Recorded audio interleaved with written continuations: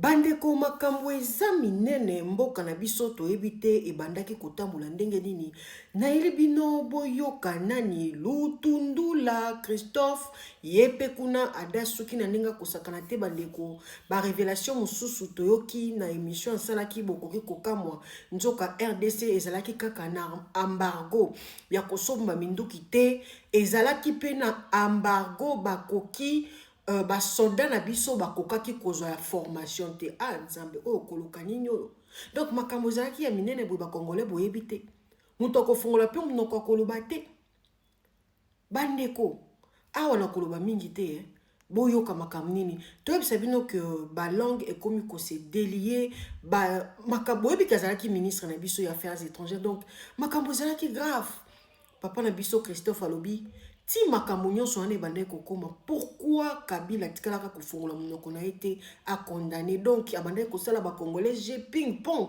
ndeko benda kiti yoka makambo. Kagame vient avec son armée, il entre dans notre pays, ça ne se discute pas parce que les évidences sont là.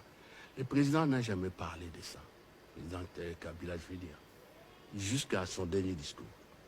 Et puis paf, le président est à Goma, via le Rwanda. Et il vous dit, j'ai eu de contacts, j'ai consulté les chefs d'État, certains chefs d'État en fonction et anciens chefs d'État. Bon, maintenant, il arrive là-bas. C'est pour quoi faire? En fait, ne faisons pas l'hypocrisie. Notre thèse à nous, c'est de dire c'est l'agression qui prime. Le problème ne manque pas entre nous. Mais le fait que le président Kagame soit là avec son armée, tuant nos compatriotes, pillant nos richesses, c'est un cancer qu'il faut extirper du corps de la République le plus rapidement possible. Mais il va là-bas et il commence à rassembler les gens autour de lui. En fait, vous avez trouvé les mots. C'est pour légitimer la rébellion, pour légitimer la présence de l'armée rwandaise au Congo, c'est pour donner un visage congolais à la crise. Et du coup, on est dans la présentation du président Kagame, c'est-à-dire qu'il est entré en tout cas de les déculpabiliser, de les blanchir pour que, par rapport aux initiatives internationales, la vision change. C'est ça. Et enfin, ce qu'il fait, je n'aurais pas souhaité qu'il fasse ça. À sa place, j'aurais pu lui dire, la première chose à faire, c'est de rencontrer le président Tshisekedi. Il a reçu le président, l'ancien président du Nigeria, là, Obasanjo. Moi, je pensais que Joseph Kabila allait lui dire, d'accord, mais je vais rencontrer d'abord le président Tshisekedi pour qu'il se parle. Mais il passe là-bas.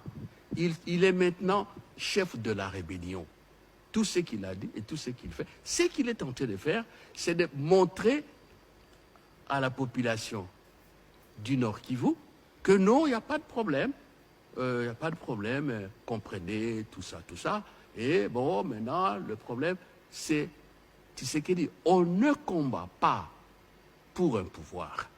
Ne nous tombons pas de cible ni de combat chez le compatriote. Nous n'avons pas livré une guerre pour être indépendants. Je ne sais pas si je mens. Nous avons négocié l'indépendance. Maintenant, là, c'est la guerre pour consolider notre indépendance, pour faire en sorte que la République démocratique du Congo, cet espace de 2 245 000 km², soit un État indépendant, souverain, dont l'intégrité territoriale est respectée par tout le monde. Sans cela, nous aurons vendu notre identité. Conclusion.